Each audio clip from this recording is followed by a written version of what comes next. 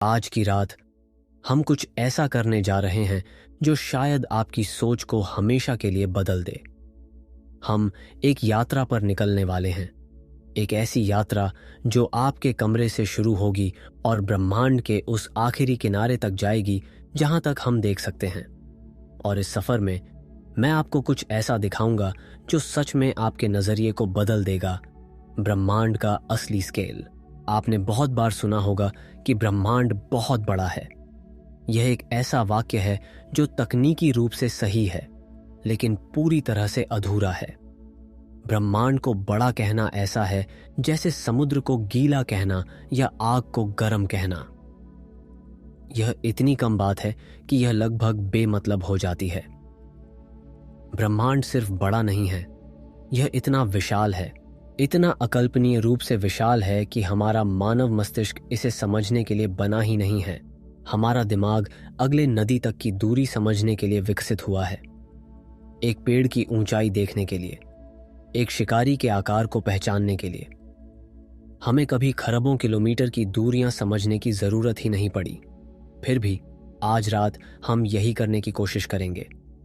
सोचिए, आप अभी जहां बैठे हैं, शायद दिल्ली के किसी फ्लैट में, या मुंबई की भीड़ भरी लोकल से घर लौटकर, या फिर बेंगलुरु के किसी पीजी में। यह आपकी दुनिया है, परिचित और सुरक्षित। लेकिन आज रात हम इस परिचित दुनिया से निकलकर ऐसी जगहों पर जाएंगे जहां शब्द और संख्याएं अपना मतलब खो देती हैं। इससे पहले कि हम आगे बढ़ें, अगर आपको इस तरह की गहरी खोज दिलचस्प लगती है तो एक लाइक या सब्सक्राइब जरूर करें। यह आपके लिए छोटी सी बात है, लेकिन कॉसमाइंड चैनल के लिए बहुत बड़ा फर्क लाती है। अब चलिए अपनी यात्रा शुरू करते हैं। चलिए शुरुआत करते हैं किसी ऐसी चीज से जिसे आप पूरी तरह समझते हैं, वह कमरा जिसमें आप अभी हैं। चारों तरफ देखिए। शायद आप एक बेडरूम में हैं, एक लिविंग रूम में, या फिर किसी ऑफिस में बैठे हैं। दीवारें शायद आपसे 10 से 30 फीट दूर हैं। यह एक ऐसी दूरी है जिसे आपका दिमाग बिना किसी मेहनत के समझ लेता है। आप इसे आंखों से अंदाज लगा सकते हैं। आपने ऐसे कमरों को हजारों बार पार किया है। आप जानते हैं कि यह दूरी कैसी लगती है। यह आपका स्पेस है, आपका इलाका। अब उस बिल्डिंग के बारे में सोचिए जिसमें आप हैं। शायद यह एक घर है, एक अपार्टमेंट बिल्डिंग है, या फिर कोई ऑफिस कॉम्प्लेक्स। आप अपना रास्ता जानते हैं। आप एक कमरे से दूसरे कमरे में बिना सोचे समझे जा सकते हैं। पूरी इमारत शायद 50 फीट चौड़ी है, या 100, या फिर कई सौ अगर यह बड़ी बिल्डिंग है। लेकिन फिर भी यह पूरी तरह से संभालने लायक है, फिर भी रोजमर्रा के अनुभव के दायरे में है। यह आपकी दुनिया का हिस्सा है जिसे आप अपनी हथेली पर रख सकते हैं। अब बाहर निकलिए, अपने मन में और अपने मोहल्ले के बारे में सोचिए। वे गलियां जहां आप चलते हैं, वे दुकानें जहां आप जाते हैं, उन लोगों के घर जिन्हें आप जानते हैं। शायद आपकी रोज की दुनिया हर दिशा में कुछ किलोमीटर फैली हुई है। यह आपका इलाका है, वह भूगोल जो आपकी रोजमर्रा की जिंदगी को आकार देता है। आप जानते हैं कि कौन सी सड़कें भीड़ के समय व्यस्त हो जाती हैं, कौन से शॉर्टकट समय बचाते हैं, अच्छे रेस्टोरेंट कहाँ हैं, नज़दीकी चाय की दुकान कहाँ है। यह सब आपके दिमाग में नक्शे की तरह है, परिचित और समझने योग्य। आपका शहर या कस्बा इसे और आगे बढ़ाता है। शायद यह 10 किलोमीटर चौड़ा है, शायद 50।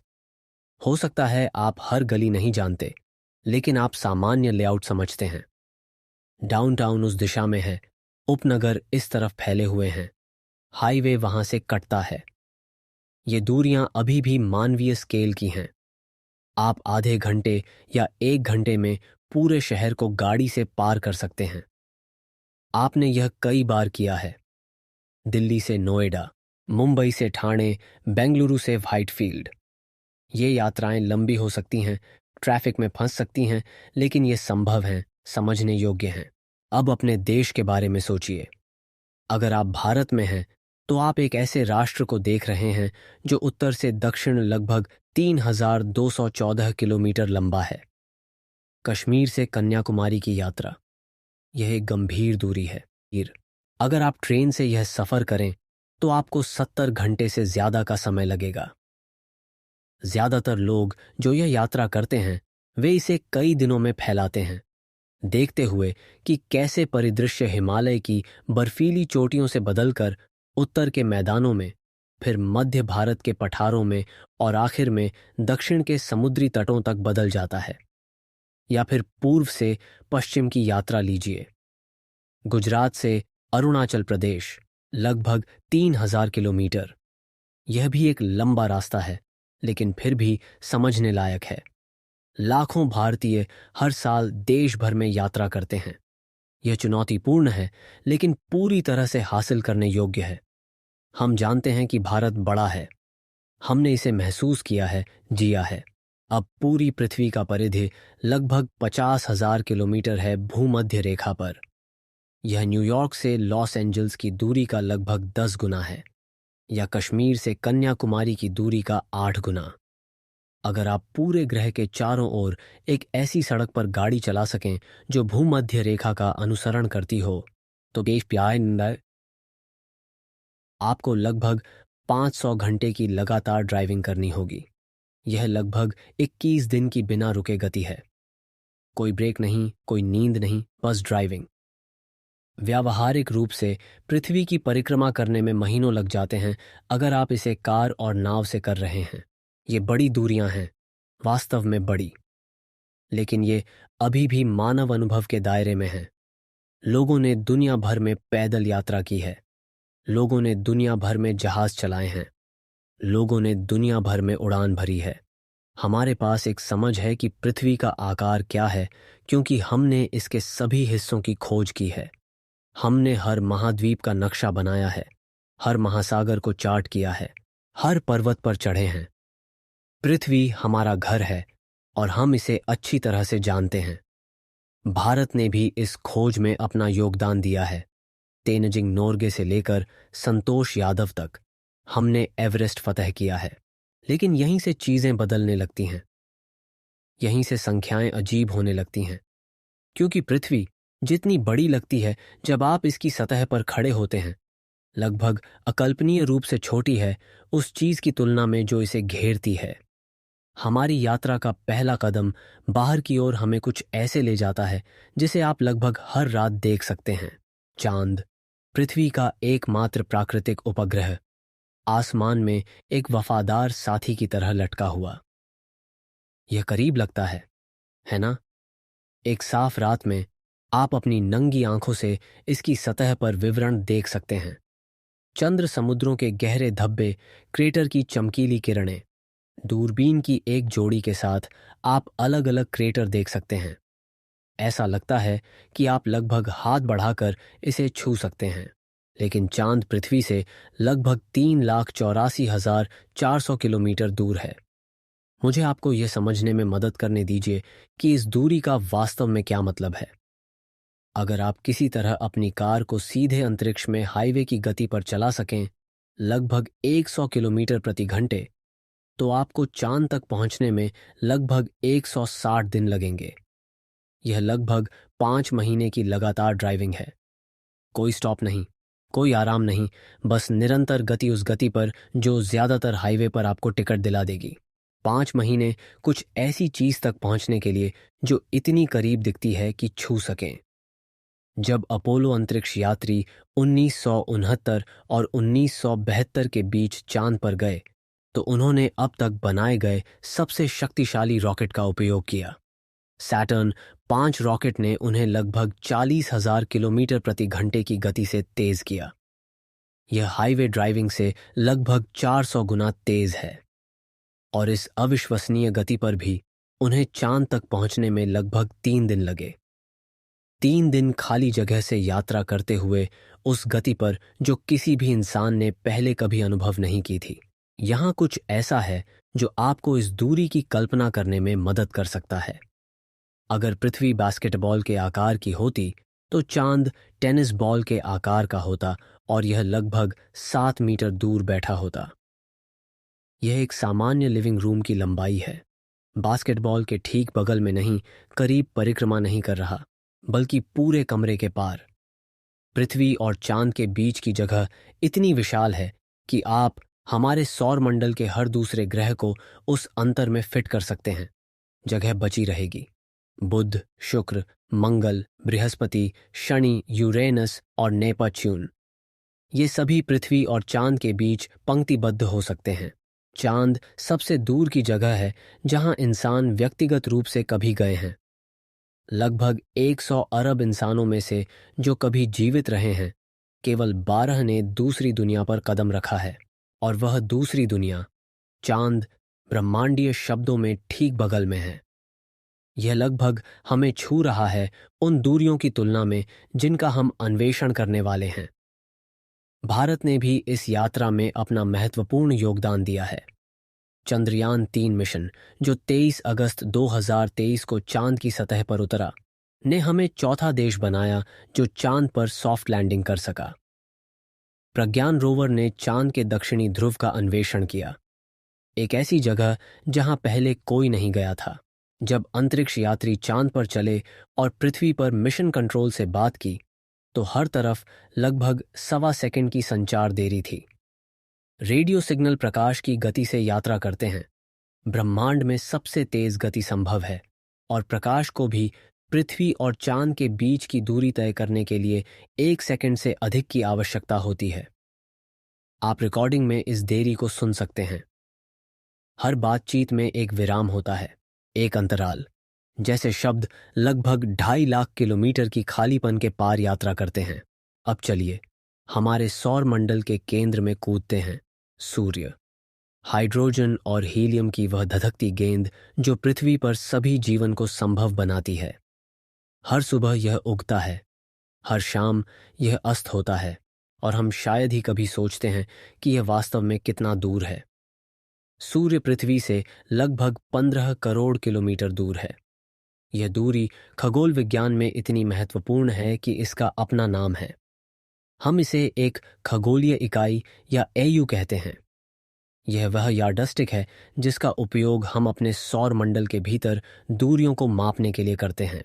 लेकिन उस दूरी के बारे में बात करने से पहले चलिए सराहना करते हैं कि सूर्य वास्तव में क्या है। यह हमारे पूरे सौर मंडल के द्रव्यमान का लगभग 99.88% है। बाकी सब कुछ, सभी ग्रह, सभी चांद, सभी क्षुद्र ग्रह और धूमकेतु, यह सब एक साथ सौर मंडल के द्रव्यमान का 1% से भी कम बनाते हैं। बृहस्पति सबसे बड़ा ग्रह किसी भी मानव मानक से विशाल है, लेकिन सूर्य अपने अंदर 1000 से अधिक बृहस्पति फिट कर सकता है। सूर्य इतना बड़ा है कि आप इसके व्यास के पार लगभग 109 पृथ्वियों को पंक्तिबद्ध कर सकते हैं। आप इसकी मात्रा के अंदर लगभग 13 लाख पृथ्वियों को फिट कर सकते हैं। हर सेकंड यह परमाणु संलयन के माध्यम से लगभग 60 करोड़ टन हाइड्रोजन को हीलियम में परिवर्तित करता है, अरबों परमाणु बमों के बराबर ऊर्जा जारी करता है। और यह लगभग 4.5 अरब वर्षों से ऐसा कर रहा है, और अपने ईंधन को समाप्त करने से पहले अगले 5 अरब वर्षों तक जारी रहेगा। सूर्य के केंद्र में तापमान लगभग 1,50,00,000 डिग्री सेल्सियस तक पहुंचता है। दबाव इतना तीव्र है कि हाइड्रोजन परमाणुओं को एक साथ निचोड़ दिया जाता है। जब तक कि वे हीलियम में फ्यूज नहीं हो जाते, प्रक्रिया में ऊर्जा जारी करते हैं। यह ऊर्जा सतह तक पहुंचने में उल्लेखनीय रूप से लंबा समय लेती है। केंद्र में बनाया गया एक फोटॉन सतह पर उछालने और बिखरने के लिए 10,000 से 1,70,000 वर्ष तक कहीं भी ले सकता है। लेकिन एक बार जब यह अंतरिक्ष में भाग जाता है, तो इसे पृथ्वी तक पहुंचने में केवल 8 मिनट लगते हैं। 15 करोड़ किलोमीटर। आप इस तरह की दूरी को समझना कैसे शुरू करते हैं? चलिए कुछ तुलनाओं का प्रयास करते हैं। अगर आप हाईवे की गति पर सूरज की ओर अपनी कार चला सकते हैं, तो आपको लगभग 170 साल लगेंगे। आपको तब ड्राइविंग शुरू करनी होगी जब आप पैदा हुए थे, और बिना रुके अपने पूरे जीवन के लिए जारी रखना होगा। साथ ही आपके बच्चों के जीवन और आपके पोते के जीवन के अधिकांश हिस्से में वहां पहुंचने के लिए। जाहिर है, आप वास्तव में वहां नहीं जा सकते, और यह आपकी कार को आपके वहां पहुंचने से बहुत पहले वाष्पीकृत कर देगा। लेकिन बात खुद दूरी की है। प्रकाश लगभग 3 लाख किलोमीटर प्रति सेकंड की गति से यात्रा करता है। यह इतना तेज है कि प्रकाश एक ही सेकंड में पूरी पृथ्वी को लगभग 7.5 बार घेर सकता है। और फिर भी प्रकाश को भी सूर्य से पृथ्वी तक यात्रा करने के लिए 8 मिनट और 20 सेकंड की आवश्यकता है। जब आप इसे सीधे देखते हैं, यह मानते हुए कि आप उचित फिल्टर के माध्यम से सुरक्षित रूप से कर रहे हैं, आप इसे अभी जैसा नहीं देख रहे हैं। आप सूर्य को 8 मिनट और 20 सेकंड पहले देख रहे हैं। अगर यह इसी क्षण अचानक अंधेरा हो गया तो हमें 8 मिनट से अधिक समय तक पता नहीं चलेगा। हम अभी भी इसे चमकता हुआ देखेंगे, अभी भी इसकी गर्मी महसूस करेंगे, पूरी तरह से अनजान कि कुछ भी बदल गया है। भारत ने भी सूर्य के अध्ययन में अपना योगदान दिया है। आदित्य L1 मिशन, जो सितंबर 2023 में लॉन्च किया गया था, L1 बिंदु से सूर्य का अध्ययन कर रहा है। यह हमारा पहला सौर मिशन है और यह सूर्य के कोरोना, सौर हवाओं और सौर तूफानों को समझने में मदद कर रहा है। बुध, सूर्य के सबसे करीब का ग्रह, औसतन लगभग 5.5 करोड़ किलोमीटर की दूरी पर परिक्रमा करता है। यह अभी भी एक विशाल दूरी है, पृथ्वी से चांद की दूरी का 150 गुना से अधिक। बुध हर 88 पृथ्वी दिनों में एक कक्षा पूरी करता है, 1,70,000 किलोमीटर प्रति घंटे से अधिक की गति से अंतरिक्ष में दौड़ता है, हमारे सौर मंडल में किसी भी ग्रह का सबसे तेज। लेकिन बुध की एक अजीब विशेषता है, इसका एक दिन 58 पृथ्वी दिनों का होता है।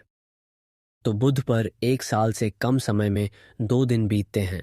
शुक्र, हमारा सबसे करीबी ग्रह पड़ोसी, जब दोनों ग्रह अपनी कक्षाओं के एक ही तरफ होते हैं तो पृथ्वी के लगभग 4 करोड़ 20 लाख किलोमीटर के भीतर आता है।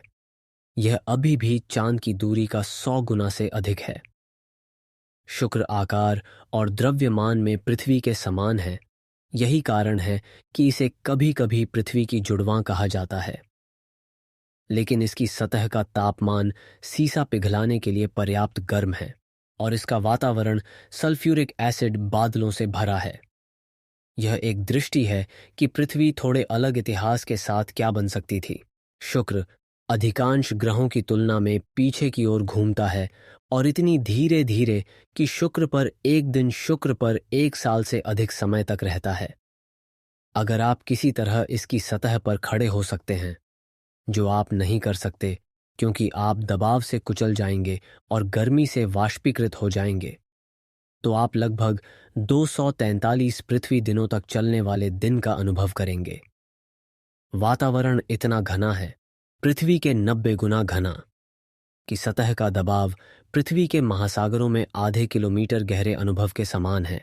मंगल, वह ग्रह जिसने किसी भी अन्य से अधिक मानव कल्पना को पकड़ा है, पृथ्वी से दूरी में लगभग 5.5 करोड़ किलोमीटर से लेकर 40 करोड़ किलोमीटर तक भिन्न होता है जब हम अपनी कक्षाओं के विपरीत पक्षों पर होते हैं। यह परिवर्तनशील दूरी मंगल अन्वेषण के बारे में सब कुछ प्रभावित करती है। मंगल के लिए लॉन्च विंडो केवल हर 26 महीने या उससे अधिक समय में खुलती हैं जब ग्रह अनुकूल रूप से स्थित होते हैं। अपनी खिड़की चूक जाओ और आपको अगले अवसर के लिए 2 साल से अधिक इंतजार करना होगा। मंगल आज एक ठंडी, शुष्क दुनिया है, लेकिन अरबों साल पहले इसकी सतह पर तरल पानी था। नदियों ने इसके भूभाग में चैनल उकेरे, झीलें क्रेटर में पूल की गईं।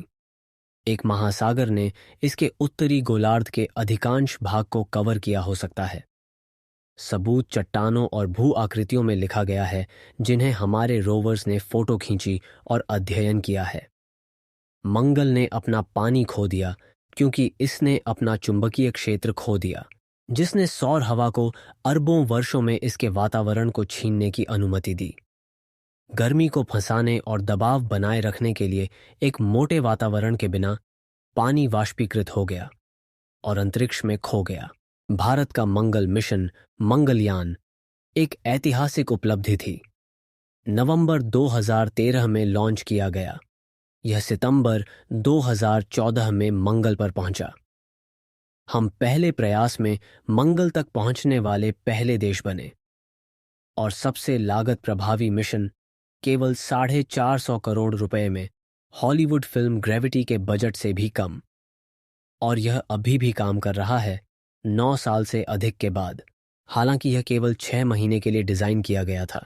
जब नासा मंगल पर रोवर्स संचालित करता है, जैसे क्यूरियोसिटी और परसिवियरेंस, तो हमेशा एक संचार देरी होती है।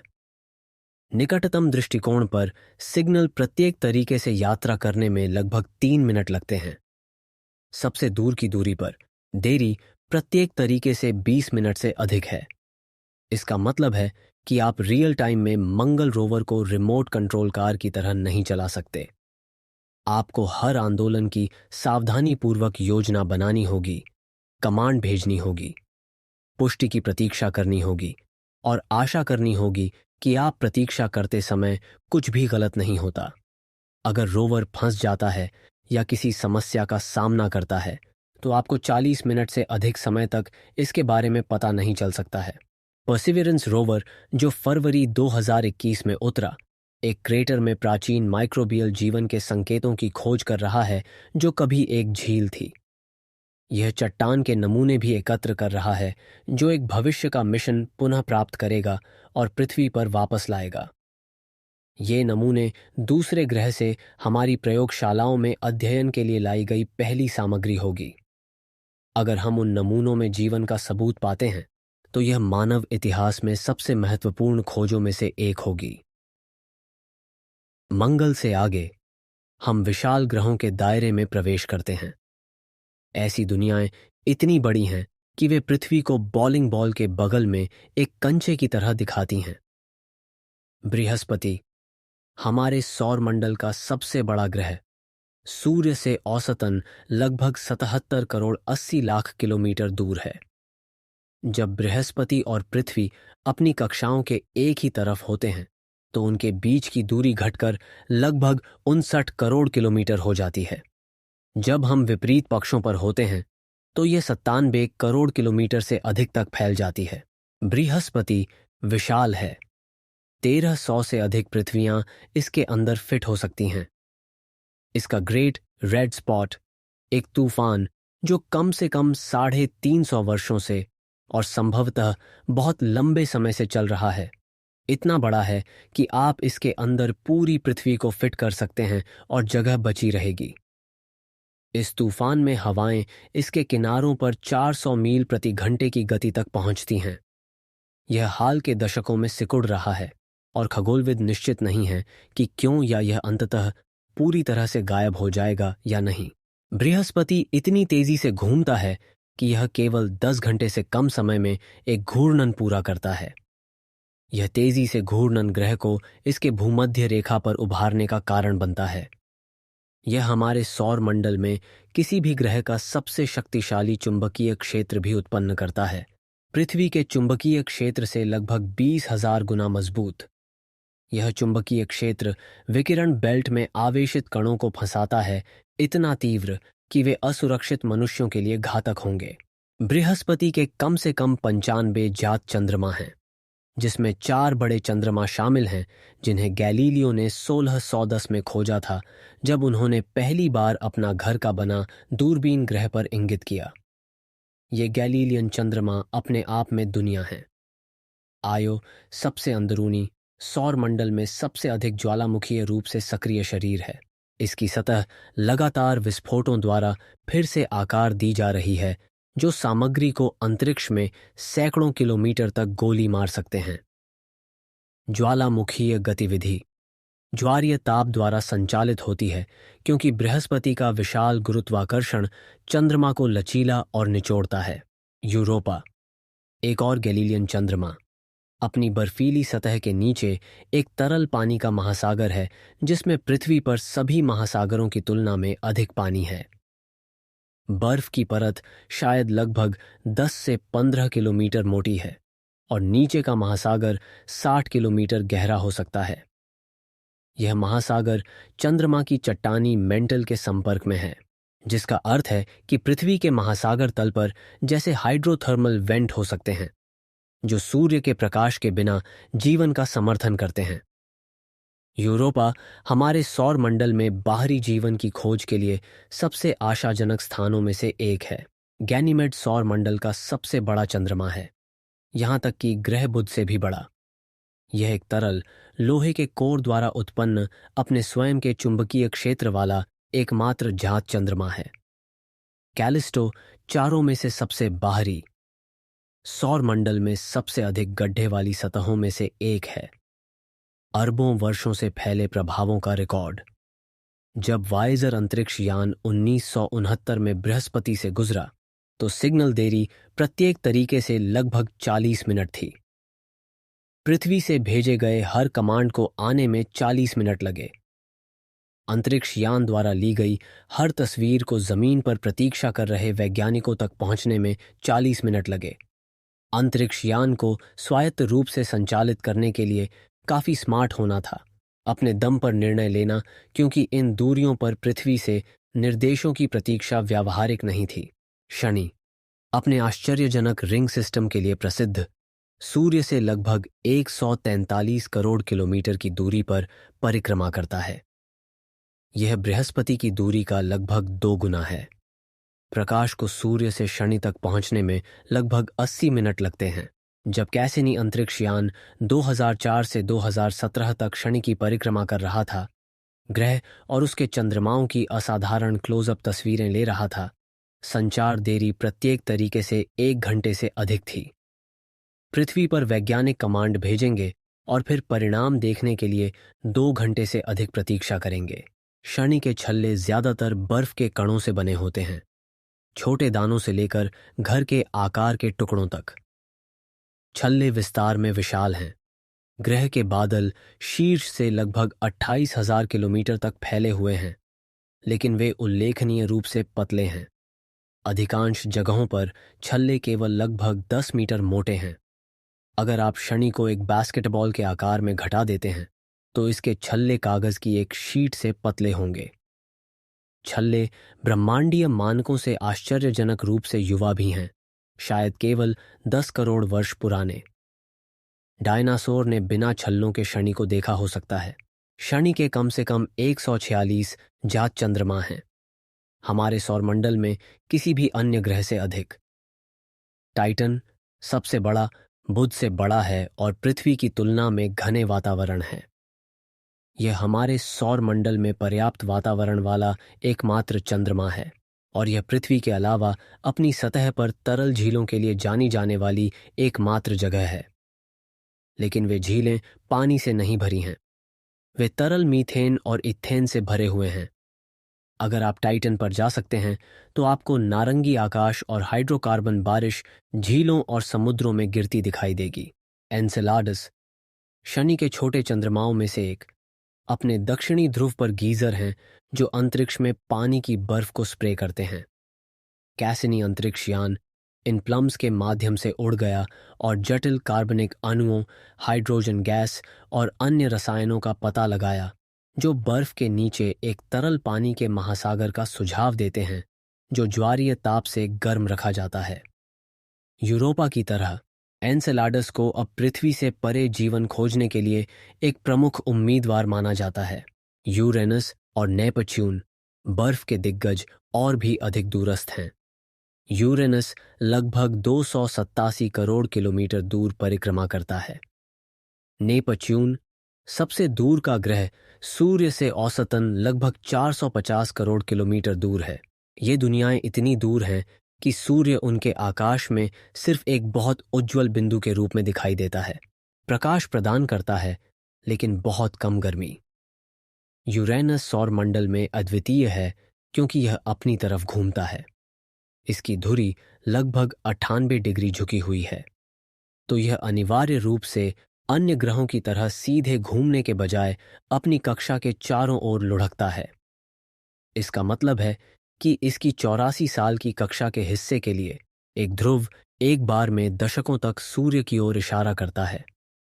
कोई भी निश्चित रूप से नहीं जानता कि इस चरम झुकाव का कारण क्या हुआ, लेकिन प्रमुख सिद्धांत यह है कि एक विशाल वस्तु, शायद पृथ्वी के आकार की, अरबों साल पहले यूरेनस के साथ टकरा गई और इसे खटखटा दिया। नेपच्यून हमारे सौर मंडल में सबसे हवादार ग्रह 1200 मील प्रति घंटे से अधिक की हवा की गति के साथ तूफान है। जब वायेजर 2 1989 में इससे गुजरा तो इसने एक विशाल तूफान की तस्वीर खींची जिसे ग्रेट डार्क स्पॉट कहा जाता है, बृहस्पति के ग्रेट रेड स्पॉट की उपस्थिति में समान। लेकिन जब हबल स्पेस टेलीस्कोप ने कुछ साल बाद नेपच्यून को देखा तो महान अंधेरा स्थान गायब हो गया था और एक नया तूफान एक अलग स्थान में दिखाई दिया था। सूर्य से अपनी दूरी और कमजोर सूर्य के प्रकाश के बावजूद नेपच्यून का वातावरण गतिशील और परिवर्तनशील है। वायेजर 2 एकमात्र अंतरिक्ष यान है जिसने यूरेनस और नेपच्यून दोनों का दौरा किया है। यह 1986 में यूरेनस से गुजरा, लॉन्च के 9 साल बाद, और 1989 में नेपच्यून से गुजरा। नेपच्यून पर सिग्नल देरी प्रत्येक तरीके से 4 घंटे से अधिक थी। अंतरिक्ष यान और पृथ्वी के बीच एक पूर्ण बातचीत, एक प्रश्न भेजना और एक उत्तर प्राप्त करना 8 घंटे से अधिक समय लिया होता। नेपच्यून से गुजरने के बाद वायेजर 2 बाहरी सौर मंडल में जारी रहा, वायेजर 1 को इंटरस्टेलर स्पेस में अनुसरण करते हुए। दोनों अंतरिक्ष यान अभी भी डेटा संचारित कर रहे हैं। उनके संकेत हमसे दूर यात्रा करने के रूप में कमजोर हो रहे हैं। वे सबसे दूर मानव निर्मित वस्तुएं हैं। राजदूत स्वर्ण रिकॉर्ड ले जाते हैं जिसमें पृथ्वी से ध्वनियां और छवियां हैं। बोतलों में संदेश ब्रह्मांडीय महासागर में डाले गए हैं। नेपच्यून से परे काइपर बेल्ट है, बर्फीले निकायों की एक विशाल अंगूठी जिसमें प्लूटो और एरिस जैसे बौने ग्रह शामिल हैं। प्लूटो, जिसे 2006 तक 9वां ग्रह माना जाता था, सूर्य से औसतन लगभग 590 करोड़ किलोमीटर की दूरी पर परिक्रमा करता है। अपने सबसे दूर के बिंदु पर प्लूटो लगभग 737 करोड़ किलोमीटर तक बाहर झूलता है। जब न्यू होराइजन्स अंतरिक्ष यान जुलाई 2015 में प्लूटो से गुजरा तो यह पृथ्वी से इतना दूर था कि प्रकाश को यात्रा करने में 4.5 घंटे से अधिक समय लगा। अंतरिक्ष यान प्लूटो तक पहुंचने के लिए 9.5 साल तक यात्रा कर रहा था। 9.5 साल निरंतर गति अंतरिक्ष के शून्य के माध्यम से, और प्लूटो को अभी भी हमारे सौर मंडल के आंतरिक क्षेत्रों का हिस्सा माना जाता है जो परे है उसकी तुलना में।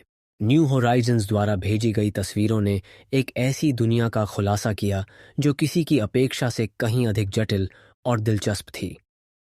पानी की बर्फ के पहाड़, नाइट्रोजन ग्लेशियर, एक पतला वातावरण और एक दिल के आकार का मैदान जिसने सार्वजनिक कल्पना को पकड़ लिया।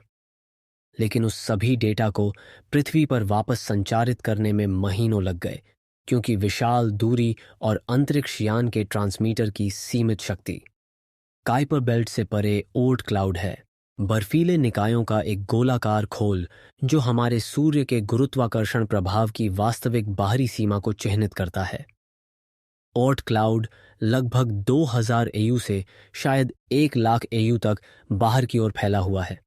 मील में यह इसके बाहरी किनारे पर लगभग 15 लाख करोड़ किलोमीटर है। वायेजर 1 मानवता के सबसे दूर के अंतरिक्ष यान पर विचार करें।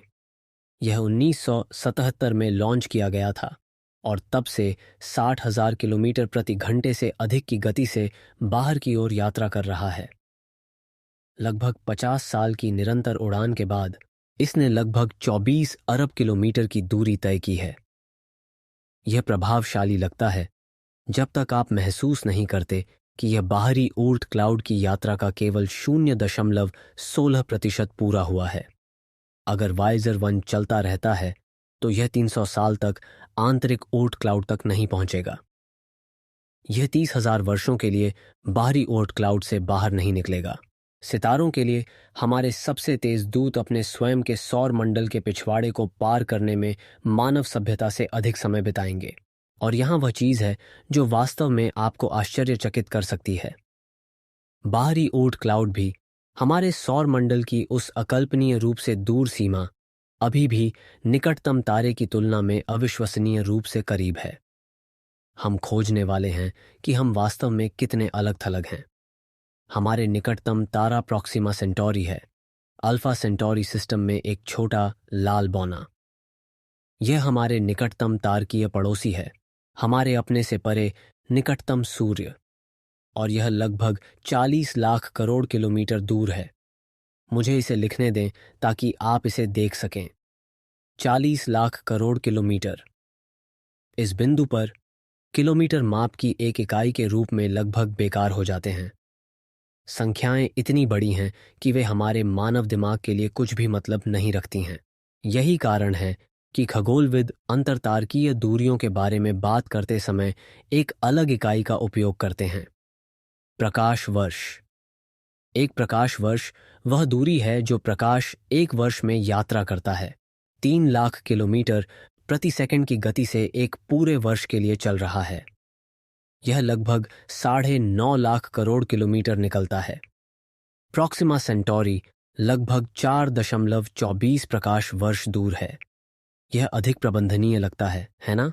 इन इकाइयों में से केवल 4.5। लेकिन याद रखें कि एक प्रकाश वर्ष क्या दर्शाता है। प्रकाश, ब्रह्मांड में सबसे तेज चीज, एक गति से यात्रा कर रहा है, इतना महान कि यह प्रति सेकंड 7.5 बार पृथ्वी को घेर सकता है।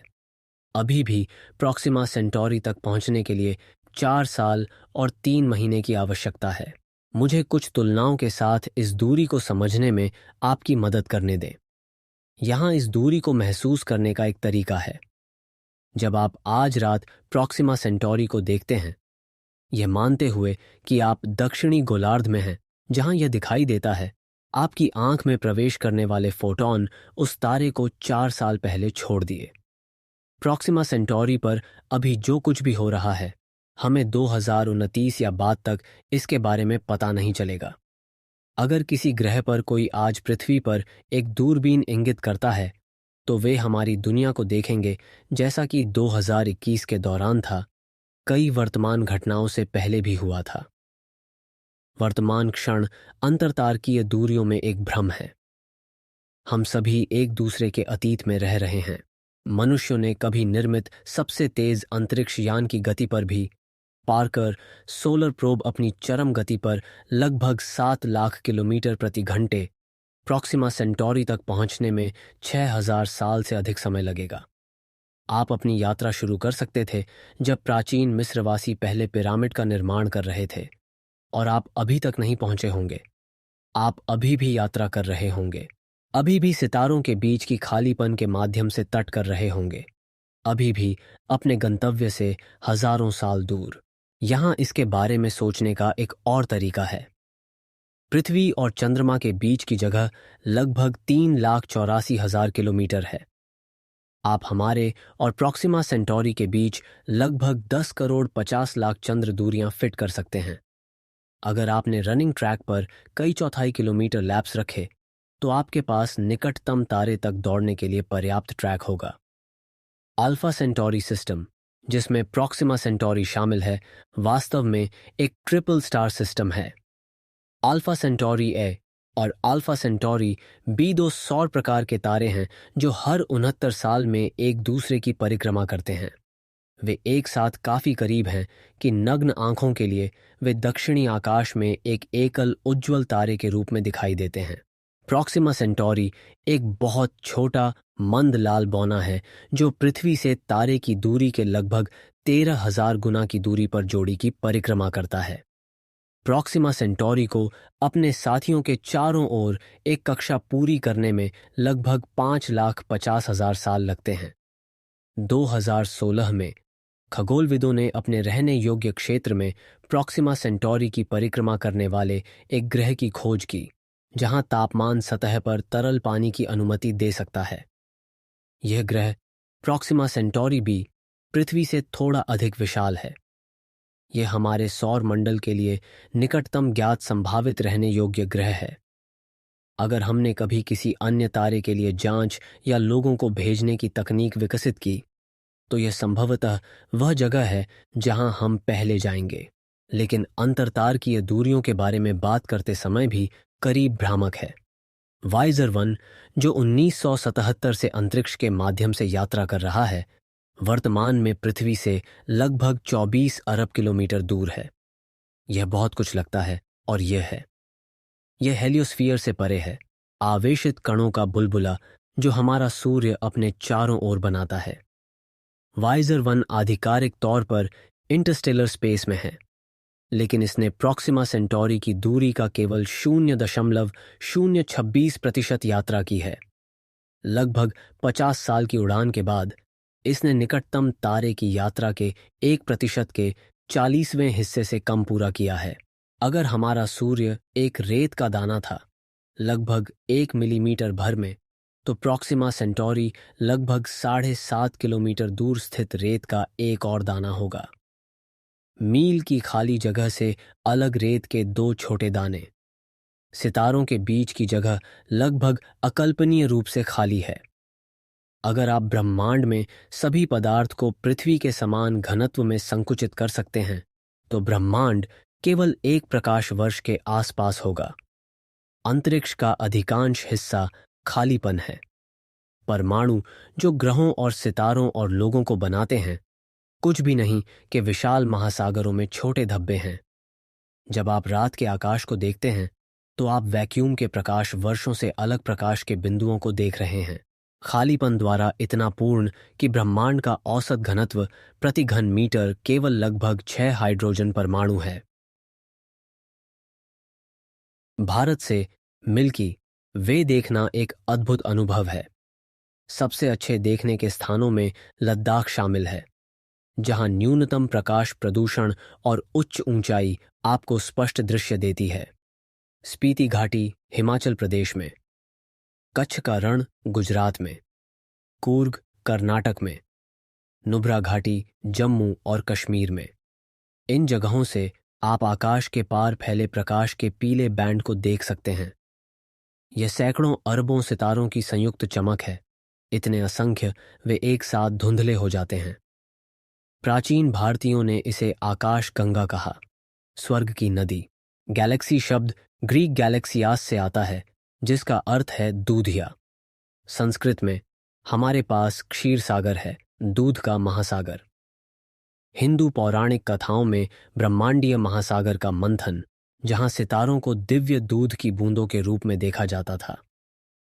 प्राचीन ज्ञान जानता था कि ये दूर की वस्तुएं थीं। मिल्की वे एक बैड सर्पिल आकाश गंगा है जो लगभग 1 लाख प्रकाश वर्ष व्यास में है।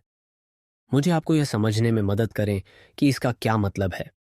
अगर आप किसी तरह प्रकाश की गति से यात्रा कर सकते हैं, 3 लाख किलोमीटर प्रति सेकंड की गति से आगे बढ़ रहे हैं, तो हमारी आकाश गंगा के एक तरफ से दूसरी तरफ पार करने में आपको 1 लाख साल लगेंगे।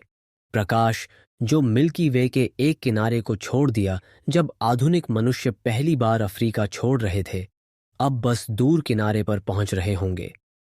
यही हमारी आकाश गंगा कितनी बड़ी है। एक बैड सर्पिल आकाश गंगा में पुराने सितारों का एक केंद्रीय उभार होता है, जिसमें एक बार के आकार की संरचना इसके माध्यम से चलती है। इस पट्टी से सर्पिल हथियार बाहर की ओर घूमते हैं, जिसमें छोटे सितारे, गैस और धूल होते हैं। अगर आप मिल्की वे को ऊपर से देख सकते हैं, तो यह एक पिनव्हील की तरह कुछ दिखाई देगा, जिसमें चमकदार हथियार एक चमकदार केंद्र से बाहर सर्पिल हो रहे हैं। मिल्की वे में 100 अरब और 400 अरब सितारों के बीच कहीं हैं। सटीक संख्या अनिश्चित है क्योंकि हम आकाश गंगा के अंदर हैं, एक जंगल के बीच में खड़े होने के दौरान सभी पेड़ों की गणना करने की कोशिश की तरह। धूल कई दिशाओं में हमारे दृश्य को अवरुद्ध करती है। मंद सितारे पता लगाने के लिए कठिन हैं, लेकिन सर्वश्रेष्ठ अनुमान अकेले हमारी आकाश गंगा में लगभग 200 से 300 अरब सितारों का सुझाव देते हैं। अगर आप बिना रुके सोने या खाने या कुछ और करने के लिए प्रति सेकंड एक तारा गिन सकते हैं, तो आपको हमारी आकाश गंगा में सभी सितारों को गिनने में 8000 साल से अधिक समय लगेगा। और यह ब्रह्मांड में खरबों के बीच सिर्फ एक आकाश गंगा है। हमारा सूर्य गैलेक्टिक सेंटर से लगभग 26,000 प्रकाश वर्ष की दूरी पर सर्पिल हथियारों में से एक में स्थित है। हम उस चीज में हैं जिसे ओरियन आर्म या कभी कभी ओरियन स्पर कहा जाता है। बड़े Sagittarius arm and Perseus arm के बीच एक अपेक्षाकृत मामूली हाथ। जब आप सैजिटेरियस नक्षत्र की ओर देखते हैं तो आप मिल्की वे के दिल की ओर देख रहे हैं, एक ऐसे क्षेत्र की ओर जो सितारों और गैस और धूल के साथ इतना घना है कि यह अरबों सूर्यों के संयुक्त प्रकाश के साथ चमकता है। हमारी आकाशगंगा के बिल्कुल केंद्र में कुछ असाधारण छिपा हुआ है, एक सुपरमैसिव ब्लैक होल जिसे सैजिटेरियस ए स्टार कहा जाता है। इसमें लगभग 40 लाख सूर्यों का द्रव्यमान है जो बुध की कक्षा से छोटे क्षेत्र में ठूंस दिया गया है। ब्लैक होल आइंस्टीन के सामान्य सापेक्षता के सिद्धांत की सबसे अजीब भविष्यवाणियों में से एक हैं, और दशकों तक कई भौतिकविदों ने सोचा कि वे गणितीय जिज्ञासाएं हो सकती हैं जो वास्तविक ब्रह्मांड में मौजूद नहीं हैं। लेकिन पिछले कुछ दशकों में टिप्पणियों ने पुष्टि की है कि ब्लैक होल न केवल वास्तविक हैं, वे सामान्य हैं। विशाल सितारों की मौतों से बने स्टेलर ब्लैक होल पूरी आकाशगंगा में बिखरे हुए हैं, और हमारे अपने सहित अधिकांश बड़ी आकाशगंगाओं के केंद्रों में सुपरमैसिव ब्लैक होल ब्रह्मांडीय नालियों की तरह बैठते हैं जो उनके चारों ओर सब कुछ प्रभावित करते हैं। सैजिटेरियस इस स्टार को पहली बार 1974 में गैलेक्टिक सेंटर की दिशा से आने वाले मजबूत रेडियो उत्सर्जन के स्रोत के रूप में पता लगाया गया था। दशकों तक खगोलविदों ने इस अदृश्य वस्तु के चारों ओर परिक्रमा करने वाले सितारों का अध्ययन किया, उनकी गति और पथों को कभी बढ़ती सटीकता के साथ मापते हुए। इनमें से कुछ सितारे ब्लैक होल के इतने करीब परिक्रमा करते हैं कि वे केवल कुछ वर्षों में अपनी कक्षाओं को पूरा करते हैं, हजारों किलोमीटर प्रति सेकंड की गति से आगे बढ़ते हैं। 2020 में भौतिक विज्ञानी राइनहार्ड गेंजेल और एंड्रिया गेज को इन तारकीय कक्षाओं को मापने और उचित संदेह से परे साबित करने के लिए उनके काम के लिए नोबेल पुरस्कार से सम्मानित किया गया था कि हमारी आकाशगंगा के केंद्र में एक सुपर विशाल ब्लैक होल मौजूद है। और 2022 में इवेंट होराइजन टेलीस्कोप सहयोग ने सैजिटेरियस ए स्टार की पहली छवि जारी की, जो इसके चारों ओर सुपरहीट गैस के चमकते रिंग के खिलाफ ब्लैक होल की छाया दिखा रही है। ब्लैक होल स्वयं अदृश्य है।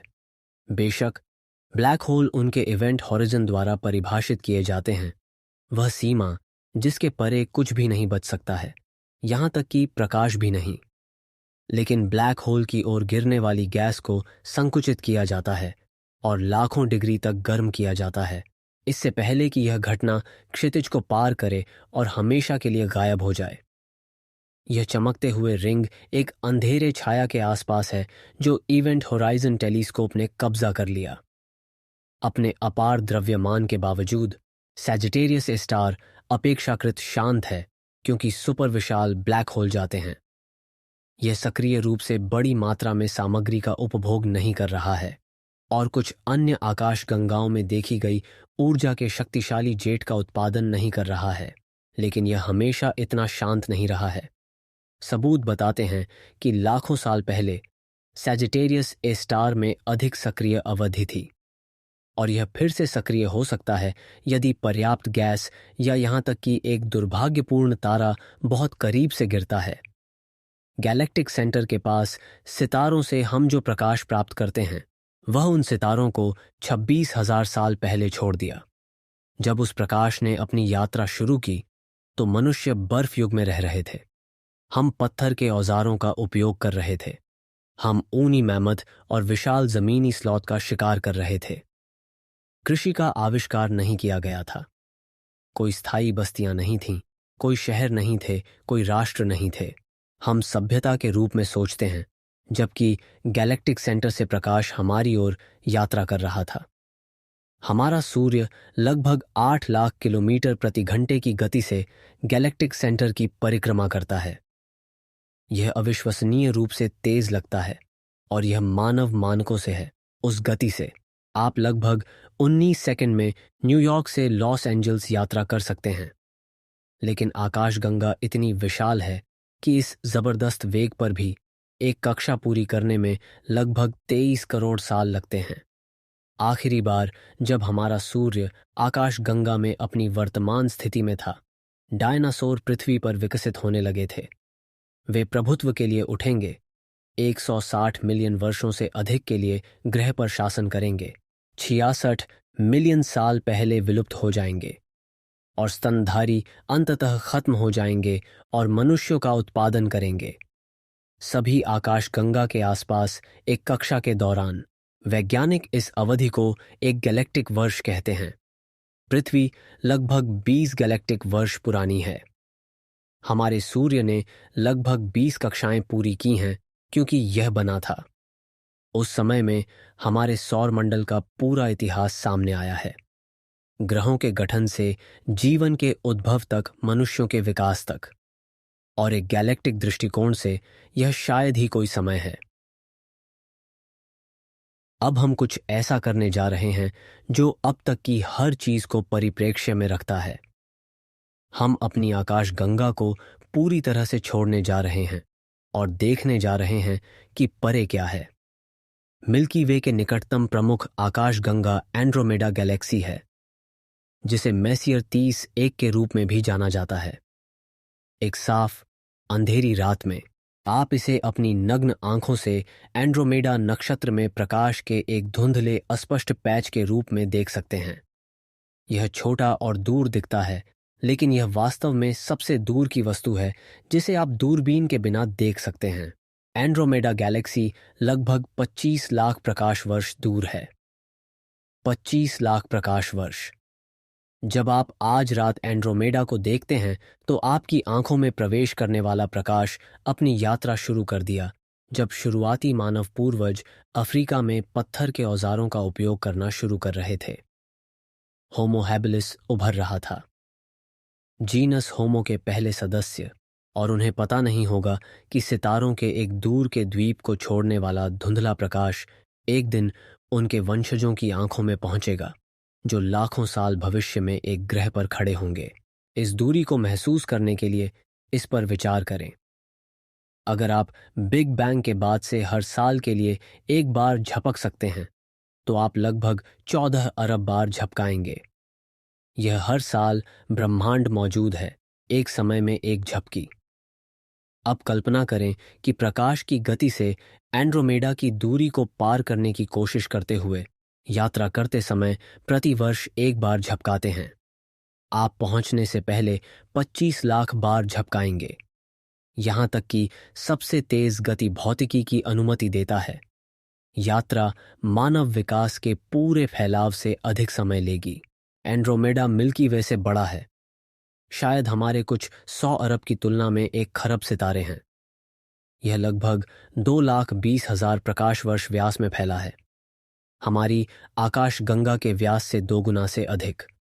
अगर हमारी आंखें रात के आकाश में इसकी पूरी सीमा देखने के लिए पर्याप्त संवेदनशील थीं, तो एंड्रोमेडा पूर्णिमा की तुलना में लगभग 6 गुना चौड़ा दिखाई देगा। यह विशाल है, लेकिन यह इतना दूर है कि हम केवल अपनी नग्न आंखों से उज्ज्वल केंद्रीय उभार देखते हैं। एंड्रोमेडा मिल्की वे की तरह अपने केंद्र में एक सुपर विशाल ब्लैक होल है। एंड्रोमेडा का ब्लैक होल हमारे से भी अधिक विशाल है, हमारे मिल्की वे के 40 लाख की तुलना में लगभग 10 करोड़ सौर द्रव्यमान में वजन। यह राक्षस हमारे निकटतम बड़े पड़ोसी के दिल में चुपचाप बैठता है, हजारों प्रकाश वर्षों के लिए इसके चारों ओर सितारों की गति को प्रभावित करता है। यहाँ कुछ उल्लेखनीय है। एंड्रोमेडा गैलेक्सी लगभग 4 लाख किलोमीटर प्रति घंटे की गति से हमारी ओर बढ़ रही है। लगभग 4.5 अरब वर्षों में यह मिल्की वे के साथ टकरा जाएगा। 2 आकाशगंगाएं सैकड़ों लाखों वर्षों में विलय हो जाएंगी। उनके सितारों एक ब्रह्मांडीय नृत्य में एक साथ घूम रहे हैं, अंततः एक एकल विशाल अंडाकार आकाशगंगा का निर्माण कर रहे हैं, जिसे खगोलविदों ने पहले से ही मिल्कड्रोमेडा या कभी-कभी मिलोमेडा का उपनाम दिया है। लेकिन टकराव के बारे में चिंता मत करो। टकराव शब्द के बावजूद सितारों के बीच वास्तविक प्रभाव बेहद दुर्लभ होगा। हमारे रेत के अनाज सादृश्य को याद रखें, जहां सितारे मील की खाली जगह से अलग रेत के अनाज की तरह हैं। जब 2 आकाशगंगाएं एक दूसरे से गुजरती हैं तो यह दो कारों की दुर्घटना की तरह कम है और मधुमक्खियों के दो झुंडों की तरह अधिक है जो एक दूसरे से गुजर रहे हैं। सितारों को गुरुत्वाकर्षण प्रभावों से बिखरा और पुनर्गठित किया जाएगा, लेकिन उनके बीच की विशाल खाली जगह खाली रहेगी। पृथ्वी पर जीवन, अगर यह तब भी मौजूद है, तो शायद टकराव को सीधे नोटिस नहीं करेगा। रात का आकाश धीरे धीरे लाखों वर्षों में बदल जाएगा क्योंकि दो आकाश गंगाएं एक साथ मिश्रण करती हैं, लेकिन कोई अचानक तबाही नहीं होगी। मिल्की वे और एंड्रोमेडा के बीच 25 लाख प्रकाश वर्ष से अधिक की एक विशाल खालीपन है। कुछ बौने आकाश गंगाएं इस स्थान के माध्यम से बहती हैं, लाखों या अरबों सितारों के छोटे संग्रह, लेकिन महान सर्पिल की तुलना में वे मुश्किल से एक धब्बा हैं। इंटरगैलेक्टिक स्पेस का अधिकांश वैक्यूम है। पृथ्वी पर प्रयोगशालाओं में हम जो कुछ भी बना सकते हैं उससे खाली, औसतन प्रति घन मीटर शायद एक परमाणु के साथ। मिल्की वे और एंड्रोमेडा स्थानीय समूह के दो सबसे बड़े सदस्य हैं, गुरुत्वाकर्षण द्वारा एक साथ बंधे 80 से अधिक आकाश गंगाओं का संग्रह। स्थानीय समूह लगभग 1 करोड़ प्रकाश वर्ष तक फैला है। अन्य सदस्यों में त्रिभुज आकाश गंगा शामिल है, लगभग 30 लाख प्रकाश वर्ष दूर एक सर्पिल आकाश गंगा, और दर्जनों छोटी बौनी आकाश गंगाएं, जिनमें से कुछ वास्तव में मिल्की वे की परिक्रमा कर रही हैं, जैसे चंद्रमा एक ग्रह की परिक्रमा करते हैं। बड़े और छोटे मैगेलैनिक बादल दो बौनी आकाश गंगाएं हैं जो दक्षिणी गोलार्ध से दिखाई देती हैं। वे वास्तव में मिल्की वे के उपग्रह आकाश गंगाएं हैं, गुरुत्वाकर्षण से हमारे लिए बाध्य और अंततः अगले कई अरब वर्षों में हमारी आकाश गंगा के साथ विलय करने के लिए नियत हैं। बड़ा मैगेलैनिक क्लाउड लगभग 1,60,000 प्रकाश वर्ष दूर है। जब आप इसे दक्षिणी गोलार्ध में एक अंधेरे स्थान से देखते हैं, तो आप प्रकाश देख रहे हैं जो बर्फ युग के दौरान छोड़ दिया गया था जब मैमथ उत्तरी महाद्वीपों में घूम रहे थे। स्थानीय समूह से परे ब्रह्मांड अपनी सच्ची संरचना को प्रकट करता है। आकाश गंगाएं अंतरिक्ष के माध्यम से यादृच्छिक रूप से बिखरी नहीं हैं। उन्हें विशाल खाली वॉइड्स को घेरने वाले फिलामेंट्स और दीवारों के एक विशाल वेब में व्यवस्थित किया जाता है जहां लगभग कुछ भी मौजूद नहीं है। गैलेक्सी क्लस्टर सैकड़ों या हजारों आकाश गंगाओं के संग्रह हैं जो गुरुत्वाकर्षण से एक साथ बंधे हैं। कन्या समूह लगभग 5 करोड़ 40 लाख प्रकाश वर्ष दूर है। इसमें 2000 से अधिक आकाश गंगाएं हैं। यह इतना विशाल है कि इसका गुरुत्वाकर्षण इसके आसपास सब कुछ प्रभावित करता है, जिसमें हमारा अपना स्थानीय समूह भी शामिल है। स्थानीय समूह अंतरिक्ष में अकेले तैर नहीं रहा है। यह कन्या सुपर क्लस्टर नामक एक बड़ी संरचना का हिस्सा है, आकाश गंगा समूहों और समूहों का संग्रह जो लगभग 11 करोड़ प्रकाश वर्षों में फैला है। कन्या सुपर क्लस्टर के दिल में कन्या समूह है, पृथ्वी से लगभग 5 करोड़ 40 लाख प्रकाश वर्ष स्थित 2000 से अधिक आकाश गंगाओं का एक विशाल संग्रह। जब हम आज रात कन्या समूह से जो प्रकाश देखते हैं वह अपनी यात्रा शुरू कर दिया। डायनासोर लगभग 1 करोड़ 20 लाख वर्षों से विलुप्त हो चुके थे, लेकिन पहले सच्चे प्राइमेट अभी दिखाई देने लगे थे। हमारे दूर के पूर्वज छोटे श्रू जैसे जीव थे जो उष्णकटिबंधीय जंगलों के माध्यम से चढ़ रहे थे, और उन्हें पता नहीं होगा कि दूर की आकाश गंगाओं को छोड़ने वाला प्रकाश एक दिन उनके वंशजों की आंखों में पहुंचेगा। कन्या समूह में कई विशाल अंडाकार आकाश गंगाओं द्वारा प्रभुत्व है, जिसमें मेसियर 87 भी शामिल है, जो ज्ञात सबसे बड़ी आकाश गंगाओं में से एक है। मेसियर 87 में कई खरब सितारे हैं और इसके केंद्र में लगभग 6 अरब 50 करोड़ सौर द्रव्यमान का एक सुपर विशाल ब्लैक होल है। यह हमारे मिल्की वे के केंद्र में ब्लैक होल के द्रव्यमान का 1000 गुना से अधिक है। 2019 में इवेंट होराइजन टेलीस्कोप ने अब तक ली गई ब्लैक होल की पहली छवि जारी की, और यह मेसियर 87 में यह राक्षस था, हमारा अपना सैजिटेरियस ए स्टार नहीं। छवि ने घटना क्षितिज के आसपास सुपरहीटेड गैस की एक चमकती हुई अंगूठी दिखाई। अंधेरी छाया, कोई वापसी बिंदु नहीं किसी भी चीज के लिए जो इसे पार करती है। कन्या समूह इतना विशाल है कि यह इसके चारों ओर सब कुछ पर गुरुत्वाकर्षण खींचता है, जिसमें हमारा स्थानीय समूह भी शामिल है। ब्रह्मांड के समग्र विस्तार के बावजूद, जिसके बारे में हम शीघ्र ही चर्चा करेंगे, स्थानीय समूह वास्तव में लगभग 400 किलोमीटर प्रति सेकंड की गति से कन्या समूह की ओर गिर रहा है। हम वास्तव में कभी भी इसे नहीं पहुंचेंगे क्योंकि दूरी बहुत विशाल है और ब्रह्मांड का विस्तार तेज हो रहा है। लेकिन गुरुत्वाकर्षण आकर्षण मापने योग्य और वास्तविक है। कन्या सुपरक्लस्टर से परे हम और भी बड़ी संरचनाएं पाते हैं। लनियाकिया सुपरक्लस्टर 2014 में पहचाना गया। एक विशाल संरचना है जिसमें लगभग 1 लाख आकाश गंगाएं हैं जो 52 करोड़ प्रकाश वर्षों में फैली हुई हैं। मिल्की वे लनियाकिया के बाहरी इलाके में स्थित है, जो हवाईयन में विशाल स्वर्ग में अनुवाद करता है। नाम पॉलिनेशियन नाविकों का सम्मान करने के लिए चुना गया था, जिन्होंने प्रशांत महासागर का पता लगाने के लिए स्वर्ग के अपने ज्ञान का उपयोग किया था। लनियाकिया की खोज ब्रेंट टली के नेतृत्व में खगोलविदों की एक टीम ने की थी, जिन्होंने ब्रह्मांड के हमारे क्षेत्र में आकाश गंगाओं की गतियों को मैप किया था। उन्होंने पाया कि हमारे ब्रह्मांड के कोने में सभी आकाश गंगाएं एक सामान्य बिंदु की ओर बह रही हैं, जिसे ग्रेट अट्रैक्टर कहा जाता है। बढ़ाया गुरुत्वाकर्षण खींचने का एक क्षेत्र हमारी अपनी आकाश गंगा की डिस्क के पीछे छिपा हुआ है। हम ग्रेट अट्रैक्टर को सीधे नहीं देख सकते क्योंकि मिल्की वे की धूल और सितारे उस दिशा में हमारे दृश्य को अवरुद्ध करते हैं। लेकिन हम हमारे आसपास आकाश गंगाओं की गति पर इसके प्रभाव का पता लगा सकते हैं। लेकिन लनियाकिया भी ब्रह्मांड में सबसे बड़ी संरचना नहीं है। गैलेक्सी सुपरक्लस्टर फिलामेंट्स नामक बड़ी संरचनाओं में व्यवस्थित हैं। ये आकाश गंगाओं के विशाल धागे हैं जो अंतरिक्ष के माध्यम से सैकड़ों लाखों प्रकाश वर्षों तक फैले हुए हैं, जो वॉइड्स नामक विशाल खाली क्षेत्रों को घेरते हैं। ब्रह्मांडीय वेब, जैसा कि इस संरचना को कहा जाता है, सबसे बड़े तराजू पर लगभग एक स्पंज की तरह दिखता है। पदार्थ पतली दीवारों और फिलामेंट्स में केंद्रित होता है जो ज्यादातर खाली बुलबुले को घेरता है। Hercules corona borealis great wall 2013 में खोजा गया।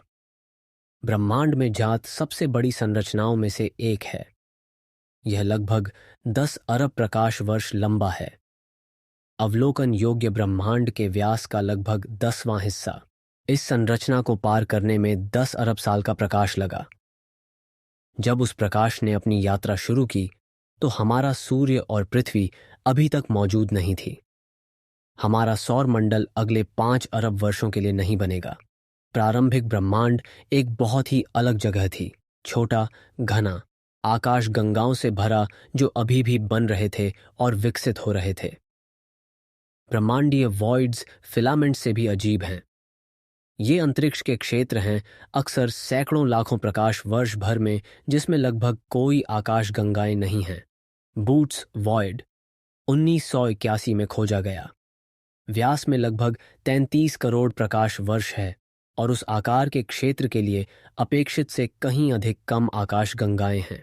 अगर मिल्की वे बूट्स वॉइड के केंद्र में था तो हमने सोचा होगा कि 60 के दशक तक ब्रह्मांड में मिल्की वे के अलावा कुछ नहीं है, क्योंकि बेहद शक्तिशाली दूरबीनों के बिना कोई अन्य आकाश गंगाएं दिखाई नहीं देंगी। ब्रह्मांडीय वॉइड्स और फिलामेंट्स का अस्तित्व हमें प्रारंभिक ब्रह्मांड के बारे में कुछ गहन बताता है। ब्रह्मांडीय वेब यादृच्छिक नहीं है। यह प्रारंभिक ब्रह्मांड में छोटे घनत्व भिन्नताओं का परिणाम है, पदार्थ के वितरण में उतार चढ़ाव जो बिग बैंग के ठीक बाद मौजूद थे। क्षेत्र जो औसत से थोड़ा घने थे, गुरुत्वाकर्षण के माध्यम से अधिक पदार्थ को आकर्षित करते थे और अंततः आज हम देखते हैं फिलामेंट्स और समूह बन गए।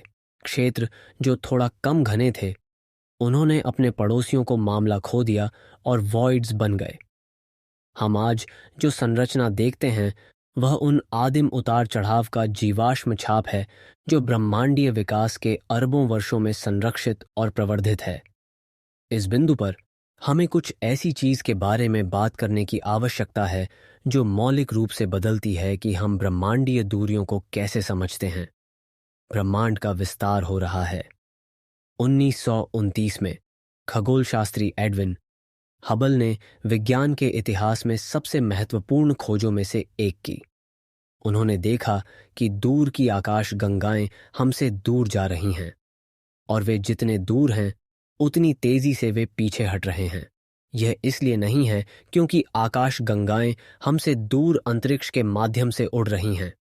यह इसलिए है क्योंकि अंतरिक्ष स्वयं का विस्तार हो रहा है, बाहर खिंच रहा है, आकाश गंगाओं को इसके साथ ले जा रहा है।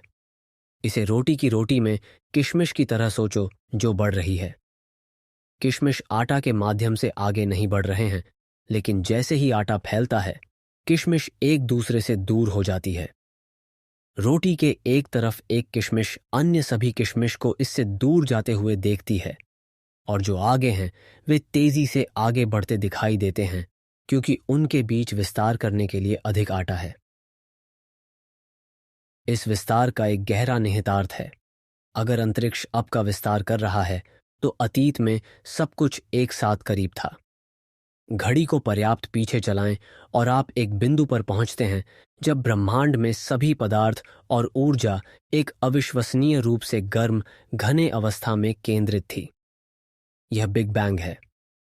ब्रह्मांड की शुरुआत, जैसा कि हम जानते हैं, लगभग 13.8 अरब साल पहले। अंतरिक्ष के विस्तार का अर्थ यह भी है कि बहुत दूर की वस्तुएं हमसे अविश्वसनीय रूप से तेजी से पीछे हट रही हैं। इतना तेज वास्तव में कि कुछ वस्तुओं से प्रकाश हमें कभी नहीं पहुंचेगा, चाहे हम कितने समय तक प्रतीक्षा करें। एक ब्रह्मांडीय क्षितिज है, एक सीमा जिसके परे हम नहीं देख सकते हैं और कभी भी देखने में सक्षम नहीं होंगे, क्योंकि अंतरिक्ष का विस्तार उन क्षेत्रों को उस गति से दूर ले जा रहा है जितनी तेजी से प्रकाश हमारी ओर यात्रा कर सकता है। यह उस नियम का उल्लंघन करने की तरह लग सकता है कि कुछ भी प्रकाश से तेज यात्रा नहीं कर सकता है, लेकिन ऐसा नहीं है। आकाश गंगाएं खुद प्रकाश से तेज अंतरिक्ष के माध्यम से नहीं जा रही हैं।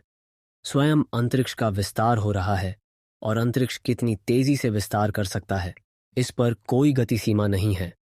यह एक सूक्ष्म लेकिन महत्वपूर्ण अंतर है।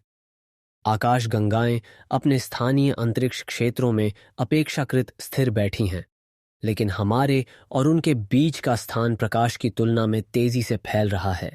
अवलोकन योग्य ब्रह्मांड अंतरिक्ष का वह क्षेत्र है जिससे बिग बैंग के बाद से प्रकाश को हम तक पहुंचने का समय मिला है। यह संपूर्ण ब्रह्मांड नहीं है जो हम जानते हैं कि अनंत हो सकता है। यह सिर्फ वह हिस्सा है जिसे हम देख सकते हैं, हमारे ब्रह्मांडीय क्षितिज के भीतर का हिस्सा। अवलोकन योग्य ब्रह्मांड की त्रिज्या लगभग 46 अरब प्रकाश वर्ष है।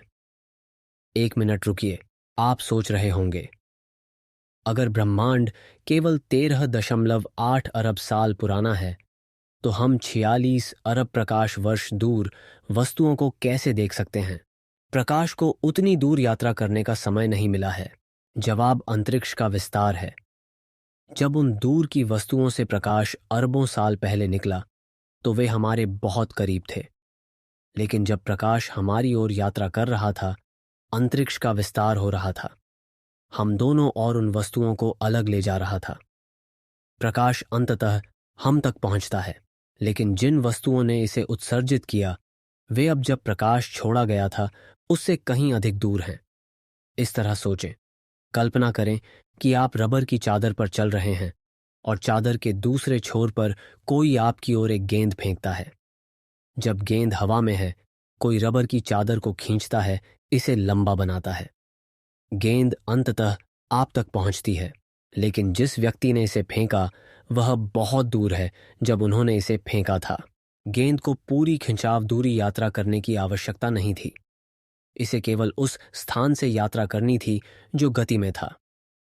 सबसे दूर की वस्तुएं जिन्हें हम देख सकते हैं, उन्होंने लगभग 13.8 अरब साल पहले अपना प्रकाश उत्सर्जित किया, बिग बैंग के तुरंत बाद।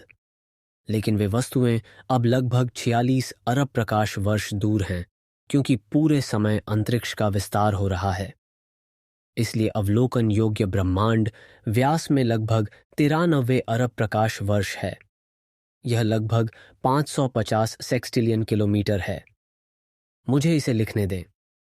550 के बाद 21 शून्य, एक संख्या इतनी बड़ी कि यह मानव मन के लिए अनिवार्य रूप से अर्थहीन है। हम इसे लिख सकते हैं, हम इसके साथ गणना कर सकते हैं, लेकिन हम वास्तव में समझ नहीं सकते कि यह क्या दर्शाता है। इस संख्या को महसूस करने के लिए कल्पना करें कि हर इंसान जो कभी जीवित रहा है, इतिहास में लगभग 100 अरब लोग। अब कल्पना करें कि उनमें से प्रत्येक व्यक्ति एक पूर्ण 80 साल का जीवन जीता है, एक के बाद एक अनुक्रम में। यह 8 खरब साल का मानव अस्तित्व है, अंत से अंत तक रहता है। आपको उन पूर्ण मानव समय रेखाओं में से लगभग 70 लाख को ढेर करने की आवश्यकता होगी। प्रत्येक 100 अरब जीवन अवलोकन योग्य ब्रह्मांड को पार करने के लिए प्रकाश को आवश्यक समय के बराबर। हम ऐसी इकाइयों में माप रहे हैं जिन्हें संसाधित करने के लिए हमारे दिमाग कभी नहीं बने। इस अवलोकन योग्य ब्रह्मांड के भीतर लगभग 2 खरब आकाश गंगाओं का अनुमान है। प्रत्येक आकाश गंगा में अरबों या खरबों सितारे हैं। अगर आप इसे गुणा करते हैं तो अवलोकन योग्य ब्रह्मांड में सितारों की कुल संख्या लगभग 200 सेक्सटिलियन पर अनुमानित है। यह 23 शून्य के बाद 2 है। पृथ्वी पर सभी समुद्र तटों पर रेत के दानों से अधिक सितारे। बिग बैंग के बाद से बीते सेकंड से अधिक सितारे। आप जितने सितारों की गणना कर सकते हैं उससे अधिक सितारे, भले ही आप हमेशा के लिए रहते थे और प्रति सेकंड 10 लाख सितारों की गिनती करते थे। और हम अब जानते हैं कि इनमें से अधिकांश सितारों में ग्रह हैं। केपलर स्पेस टेलीस्कोप और अन्य ग्रह शिकार मिशनों के डेटा के आधार पर खगोलविद अनुमान लगाते हैं कि ब्रह्मांड में हर तारे के लिए कम से कम एक ग्रह है। औसतन कई सितारों में कई ग्रह हैं, कुछ में कोई नहीं है। लेकिन जब आप उन सभी के लिए खाते हैं तो शायद अवलोकन योग्य ब्रह्मांड में सितारों के रूप में कई ग्रह हैं, शायद अधिक। यह 200 सेक्सटिलियन संभावित दुनिया है। 200 सेक्सटिलियन संभावित स्थान जहां जीवन मौजूद हो सकता है, जहां सभ्यताएं बढ़ सकती हैं और गिर सकती हैं, जहां प्राणी अपने स्वयं के रात के आकाश को देख सकते हैं और आश्चर्य कर सकते हैं कि क्या कोई और वहां है। संख्याएं समझ से परे हैं। जेम्स वेब स्पेस टेलीस्कोप, जिसने 2022 में संचालन शुरू किया, ने पहले से ही ब्रह्मांड के इतिहास में बहुत पहले से आकाश गंगाओं का पता लगाया है।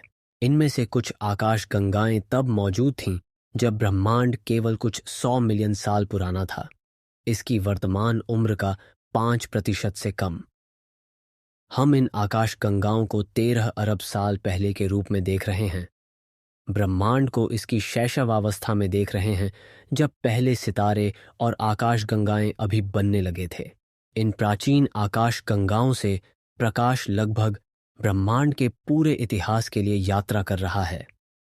जब उस प्रकाश ने अपनी यात्रा शुरू की तो कोई पृथ्वी नहीं थी, हमारा कोई सूर्य नहीं था, कोई मिल्की वे नहीं था जैसा कि हम जानते हैं। ब्रह्मांड युवा और अराजक था। हाइड्रोजन और हीलियम गैस से भरा पहले सितारों में ढह रहा था, जिनमें से कुछ आज हमारे सूर्य से सैकड़ों गुना अधिक विशाल थे।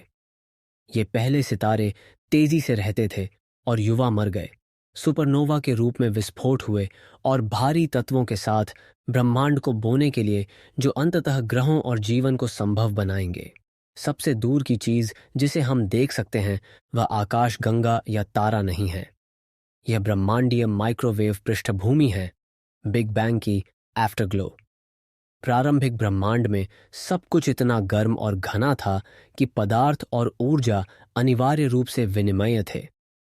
परमाणु मौजूद नहीं हो सकते थे क्योंकि तापमान बहुत अधिक था। इलेक्ट्रॉन परमाणु नाभिक से बंध नहीं सकते थे। ब्रह्मांड प्लाज्मा से भरा था, आवेशित कणों और विकिरण का सूप, सभी एक साथ मिश्रित और लगातार बातचीत कर रहे थे। फिर बिग बैंग के लगभग 3,80,000 साल बाद ब्रह्मांड परमाणुओं के बनने के लिए पर्याप्त ठंडा हो गया था। इलेक्ट्रॉनों ने हाइड्रोजन और हीलियम परमाणु बनाने के लिए नाभिक के साथ संयुक्त किया। इसका एक उल्लेखनीय परिणाम था। विकिरण जो लगातार उन सभी आवेशित कणों से उछल रहा था, वह अचानक मुक्त हो गया था।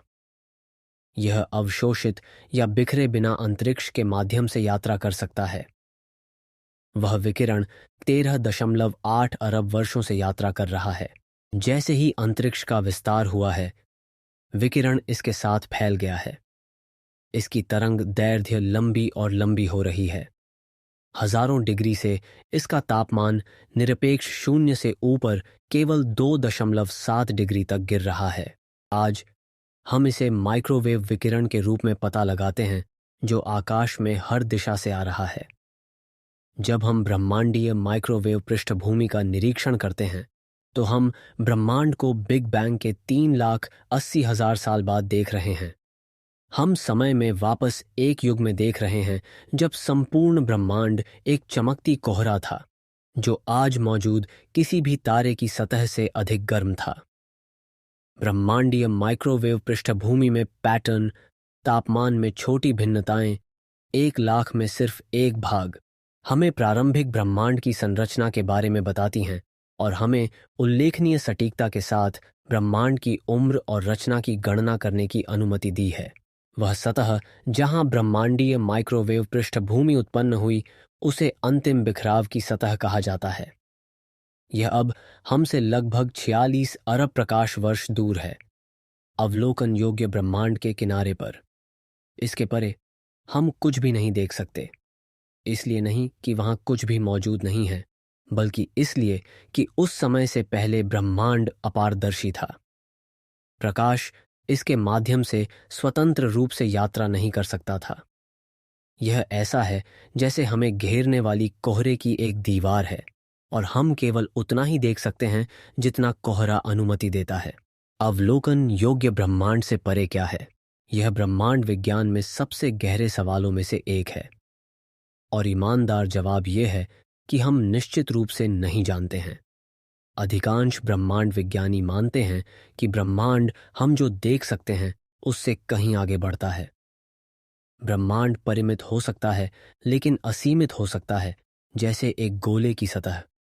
आप हमेशा के लिए एक गोले की सतह पर यात्रा कर सकते हैं, बिना किनारे तक पहुंचे, लेकिन सतह में अभी भी एक परिमित क्षेत्र है। वैकल्पिक रूप से ब्रह्मांड वास्तव में अनंत हो सकता है, बिना किसी सीमा के सभी दिशाओं में हमेशा के लिए विस्तार कर सकता है।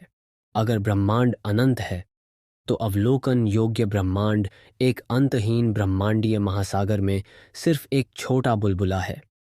अन्य अंतरिक्ष क्षेत्र होंगे जो हमसे इतनी विशाल दूरियों से अलग होंगे कि उनसे प्रकाश हमें कभी नहीं पहुंचेगा, जिसमें अन्य आकाश गंगाएं, अन्य सितारे, शायद जीवन के अन्य रूप होंगे। सभी हमेशा के लिए देखने या संपर्क करने की हमारी क्षमता से परे। कुछ सिद्धांत और भी आगे जाते हैं।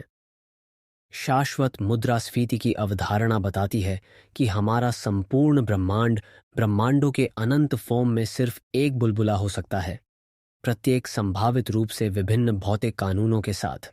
मल्टीवर्स, जैसा कि इस विचार को कहा जाता है, अत्यधिक सट्टा रहता है, लेकिन कुछ ब्रह्मांड विज्ञानी इसे प्रारंभिक ब्रह्मांड के बारे में हमारे सर्वश्रेष्ठ सिद्धांतों के परिणाम के रूप में गंभीरता से लेते हैं।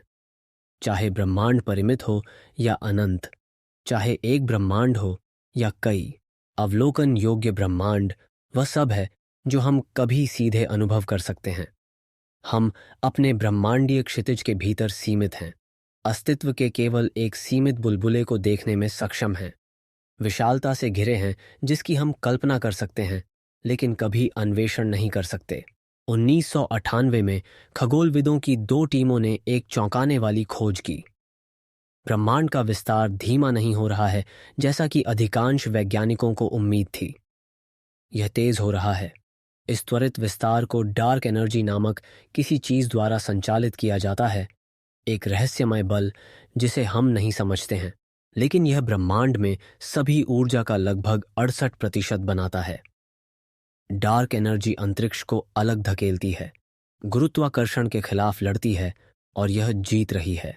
जैसे जैसे अंतरिक्ष का विस्तार होता है, अधिक डार्क एनर्जी अस्तित्व में आती है, जो अंतरिक्ष को तेजी से विस्तार करने का कारण बनती है, जो अधिक डार्क एनर्जी बनाती है एक भगोड़ा प्रक्रिया में जो ब्रह्मांड के दूर के भविष्य पर हावी होगी। दूर के भविष्य के लिए निहितार्थ गहरे हैं। अरबों वर्षों में अंतरिक्ष का विस्तार हमारे ब्रह्मांडीय क्षितिज से परे सभी अन्य आकाशगंगाओं को ले जाएगा। एंड्रोमेडा गैलेक्सी पहले हमारे साथ विलय हो जाएगी और कुछ अन्य आसपास की आकाशगंगाओं को भी बह जाया जा सकता है, लेकिन अंततः बाकी सब कुछ अंतरिक्ष के विस्तार से दूर ले जाया जाएगा। प्रकाश से तेजी से दूर जा रहा है, कभी अंतर को पाट सकता है। उस दूर के भविष्य में रहने वाली एक सभ्यता रात के आकाश को देखेगी और केवल अपनी आकाश गंगा को देखेगी। उनके पास यह जानने का कोई तरीका नहीं होगा कि अन्य आकाश गंगाएं कभी मौजूद थीं। ब्रह्मांड एक खाली शून्य में सितारों का एक एकल द्वीप प्रतीत होगा। सबूत जो हम आज के लिए दिए गए हैं, हमारी दूरबीनों में दिखाई देने वाली अरबों आकाशगंगाएं, ब्रह्मांडीय माइक्रोवेव पृष्ठभूमि, ब्रह्मांड का विस्तार इतिहास, यह सब अदृश्य होगा। अंतरिक्ष के अथक विस्तार से ब्रह्मांडीय क्षितिज से परे ले जाया जाएगा। हम ब्रह्मांड के इतिहास में एक विशेष समय में रह रहे हैं, एक समय जब हम अभी भी अपने इतिहास और भविष्य को एक साथ जोड़ने के लिए ब्रह्मांड का पर्याप्त देख सकते हैं। भविष्य की सभ्यताएं इतनी भाग्यशाली नहीं हो सकती हैं। इन ब्रह्मांडीय दूरियों की यात्रा करने वाला प्रकाश हमें न केवल अंतरिक्ष के बारे में बताता है, बल्कि समय के बारे में भी बताता है। जब हम चांद को देखते हैं तो हम इसे देखते हैं जैसा कि यह 1.25 सेकंड पहले था, हमारा सूर्य 8 मिनट पहले, निकटतम तारा 4 साल पहले, हमारी आकाशगंगा का केंद्र 26,000 साल पहले, एंड्रोमेडा गैलेक्सी 25 लाख साल पहले, ब्रह्मांडीय माइक्रोवेव पृष्ठभूमि 13.8 अरब साल पहले। रात का आकाश एक समय मशीन है। हर दिशा में हम देखते हैं, हम अतीत में देख रहे हैं। हम जितना आगे देखते हैं उतना ही हम देखते हैं, और सबसे दूर का प्रकाश जिसे हम पता लगा सकते हैं वह लगभग ब्रह्मांड के पूरे इतिहास के लिए यात्रा कर रहा है। हमें ब्रह्मांड दिखा रहा है जैसा कि यह युवा था। इस सब में हम कहाँ हैं? ब्रह्मांड में हमारा पता क्या है? आप पृथ्वी पर हैं, हमारे सूर्य से तीसरा ग्रह। पृथ्वी सौर मंडल में है। मिल्की वे आकाश गंगा में सैकड़ों अरबों के बीच एक तारा प्रणाली। मिल्की वे स्थानीय समूह में है, आकाश गंगाओं का एक छोटा संग्रह। स्थानीय समूह कन्या सुपर क्लस्टर में है। कन्या सुपर क्लस्टर लनियाकिया सुपर क्लस्टर में है, और लनियाकिया विशाल ब्रह्मांडीय वेब में एक फिलामेंट है जो अवलोकन योग्य ब्रह्मांड की बड़े पैमाने पर संरचना बनाता है। अगर आप पूरे अवलोकन योग्य ब्रह्मांड को एक बार में देखने के लिए पर्याप्त दूर जूम आउट कर सकते हैं तो पृथ्वी अदृश्य होगी, हमारा सौर मंडल अदृश्य होगा, हमारी आकाश गंगा प्रकाश का एक एकल बिंदु होगा, खरबों में से 2 बिंदुओं में से एक जो 93 अरब प्रकाश वर्ष चौड़े एक गोले में बिखरे हुए हैं। हम छोटे हैं, अकल्पनीय रूप से छोटे। मानव सभ्यता का पूरा इतिहास, सब कुछ हमने कभी बनाया है। हर युद्ध हमने लड़ा है, कला का हर काम हमने बनाया है, हर वैज्ञानिक खोज हमने की है। यह सब एक छोटे से ग्रह पर हुआ है जो 1 अरबों में से एक आकाश गंगा के एक अविवेकी कोने में एक साधारण तारे की परिक्रमा कर रहा है। ब्रह्मांडीय दृष्टिकोण से हम जो कुछ भी करते हैं वह मायने नहीं रखता। ब्रह्मांड हमें नोटिस नहीं करता। यह हमारी आशाओं और डर, हमारी जीत और त्रासदियों की परवाह नहीं करता। हम भौतिकी और रसायन विज्ञान के दुर्घटनाएं हैं, ऐसी प्रक्रियाओं के परिणाम जो किसी भी चीज का लक्ष्य नहीं रख रहे थे। हम लगभग खाली ब्रह्मांड में चेतना की एक संक्षिप्त चमक हैं। ब्रह्मांड के समय पैमाने पर एक पल के लिए मौजूद हैं, और फिर भी इसे देखने का एक और तरीका है। हम यहाँ हैं, हम मौजूद हैं, हम उन परमाणुओं से बने हैं जो सितारों के दिलों में बनाए गए थे, जो अरबों साल पहले विस्फोट हुए थे। तारकीय कोर से कार्बन, सुपरनोवा विस्फोटों से ऑक्सीजन, विशाल सितारों की मौतों से लोहा। हम शाब्दिक रूप से स्टारडस्ट से बने हैं, ब्रह्मांडीय प्रक्रियाओं का उत्पाद जो लगभग 14 अरब वर्षों से संचालित हो रहा है। हम ब्रह्मांड का खुद को जानने का तरीका हैं। एक ब्रह्मांड अपने आप को देख रहा है, अपने स्वयं के अस्तित्व के बारे में सोच रहा है। अंतरिक्ष की सभी विशाल खालीपन में, आकाश गंगाओं के बीच सभी ठंडे अंधेरे में, इस एक छोटी सी दुनिया पर पदार्थ ने खुद को उन रूपों में व्यवस्थित किया है जो सोच सकते हैं और महसूस कर सकते हैं और आश्चर्य कर सकते हैं। यह उल्लेखनीय है, यह असाधारण है, यह कुछ लायक है, चाहे हम कितने भी छोटे हों। धन्यवाद दोस्तों। अगर आपको यह यात्रा पसंद आई तो कॉस्माइंड चैनल को लाइक और सब्सक्राइब जरूर करें। और याद रखें, जब भी आप सितारों को देखें, आप प्रकाश वर्षों के पार देख रहे हैं। आप समय में पीछे देख रहे हैं। आप सबसे सीधे तरीके से ब्रह्मांड से जुड़ रहे हैं। शुभ रात्रि।